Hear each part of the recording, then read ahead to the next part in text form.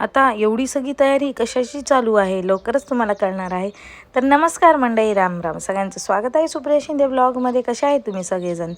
तर I hope तुम्ही मस्त मजेत असतात आणि मीही मस्त मजेत आहे. तर ना आता इकडे ही स्वयंपाकाची घाई एवढी चालू होती ना, तर वेळच नव्हता काल, म्हणून थोडासा व्हिडिओ व्यवस्थित शूट झालेला नाही. तर आजच्या मेनूमध्ये होतं सुकं चिकन, दालचा भात आणि शिरा. तर ना सोलापूर साईडचे जे असतील ना त्यांना माहीत असेल दालचा भात म्हणजे काय असतो. सोलापूरमध्ये one of the famous food आहे दालचा भात. तर ऑलमोस्ट ज्यांच्याकडे असे छोटे मोठे कार्यक्रम असतात ना ते रिफेअर करतात दालचा भात बनवायला. तर हा मस्त पायनॅपल शिरा झाला होता तयार, आणि ते भैया जे होते ते चिकनची इकडे तयारी करत होते आणि एवढा छान सुगंध येत होता ना. आणि बघू शकता तुम्ही किती मस्त. दालचा म्हणजे आपली दुधी असती ना त्याच्यापासून बनवलेलं एक सांबर टाईप असतं, आणि हे सुकं चिकन. बघून तोंडाला पाणी सुटलं की नाही. तर सस्पेन्स मी कायम ठेवते थोड्या वेळ, म्हणजे तुम्ही माझा व्हिडिओ शेवटपर्यंत पाहताल बरं का. तर तसं काही नाही. आज होती माझ्या सासू सासऱ्यांची, म्हणजे आमचे जे सगळ्या घरातले मोठे जे सासू सासरे आहेत त्यांच्या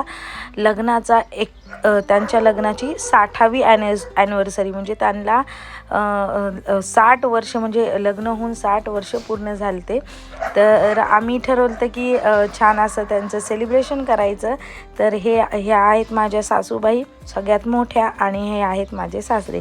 किती लकी आहेत बघा, एवढ्या वयामध्ये सुद्धा हे ॲनिव्हर्सरी सेलिब्रेट करतात.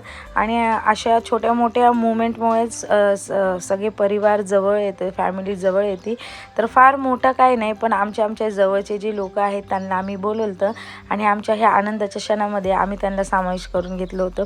हे पाहून जेवढा आनंद होत होता ना, तेवढंच डोळ्यामध्ये पाणी येत होतं. कारण म्हणतात ना, घरचे जे मोठे असतात त्यांचा आशीर्वाद कायम आपल्यावर असला पाहिजे. आमच्या घरातले सगळ्यात मोठे आहेत हे.